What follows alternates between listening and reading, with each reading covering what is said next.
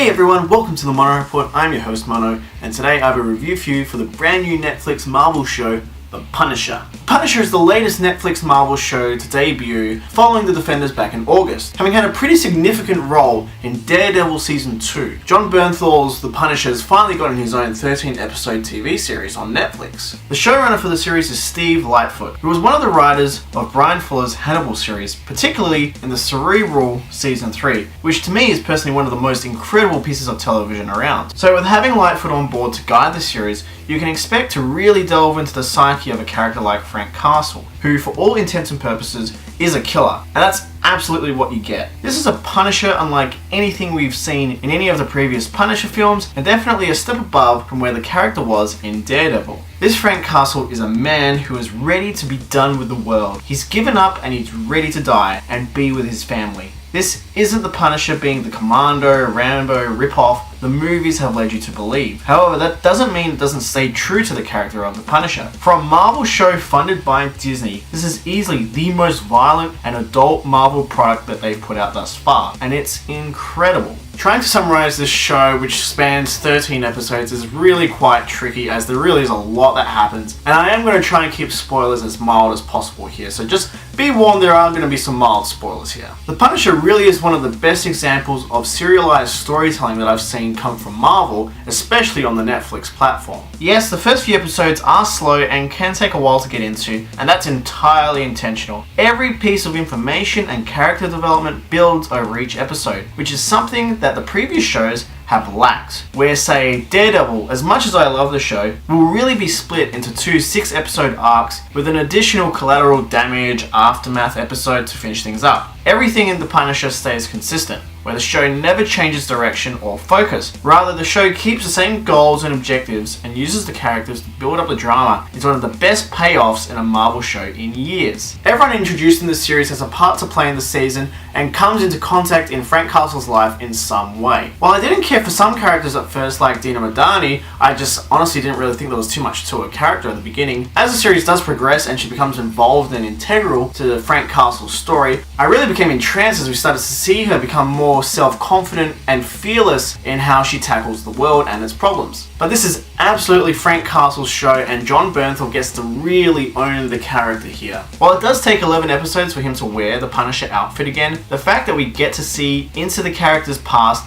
to learn of his military service, the secret operations he was involved in, and what actions ultimately led to his family being killed in front of his eyes, the progression here really is all worth it. This season ultimately revolves around a secret, illegal operation organized by William Rawlins that Frank and a number of soldiers were involved in, including Billy Russo. This event leads to the death of his family, which sets Frank on the path to being the Punisher, as a lot of old demons from Frank's past come back to haunt him. This series does attempt to give its own thoughts on topics such as PTSD and the gun control argument, and while it doesn't mention these sorts of things, it really doesn't go too deep into them and really just goes surface level with these types of situations, which is really too bad, as it would have been nice to just see them try and come up with more of a concrete argument as to what it means to them.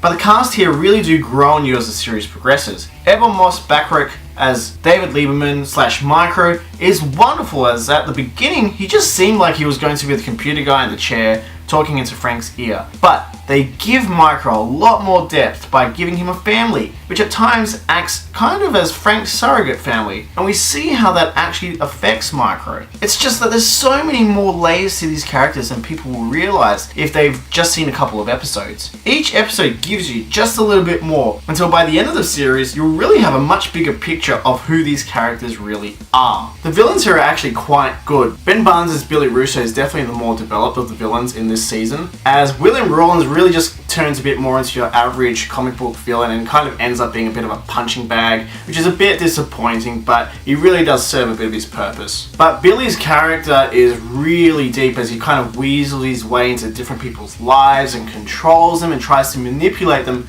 to his own gain. But best of all, he has a really deep and personal connection to Frank Castle, which really makes their confrontations really something to look forward to. And that's to say, the fight scenes in The Punisher are fantastic. While there are some signature corridor fight scenes, they aren't the single camera-esque ones that you'd expect from Daredevil. But for the type of character that the Punisher is, who relies on guns more than Daredevil's ninjutsu and acrobatic style, the fight and action scenes are riveting and absolutely do not hold back. People's faces are blown off, eyes are gouged out, guts are spilled. You just won't believe that this Punisher exists in the Marvel Cinematic Universe, the one that Iron Man's in. It's crazy. And again, it really comes down to how Jon Bernthal owns the character of the Punisher. While we do have this sympathy for the character as he is an anti-hero having lost his family, he is still a murderer and a killer, albeit really just a murderous Robin Hood. What makes the character really interesting is that he will go to places where you wouldn't expect him to, and it just gets you in a position where you're not really sure whether you should be rooting for this character or not, which is what great TV like Breaking Bad does and capitalizes on to great effect. It really gets you questioning and thinking, wow, is this someone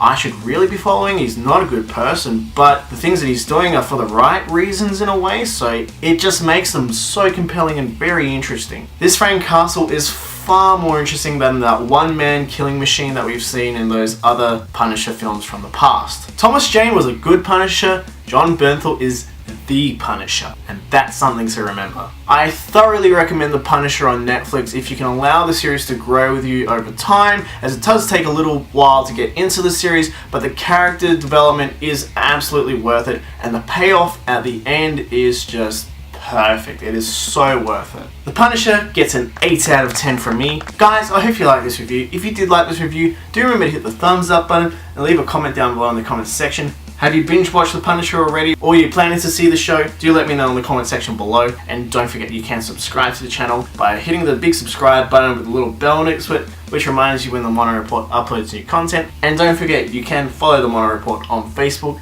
and Twitter at the Mono Report. Thank you so much, guys. Don't forget to stay right here for your Mono Fix. Bye, guys.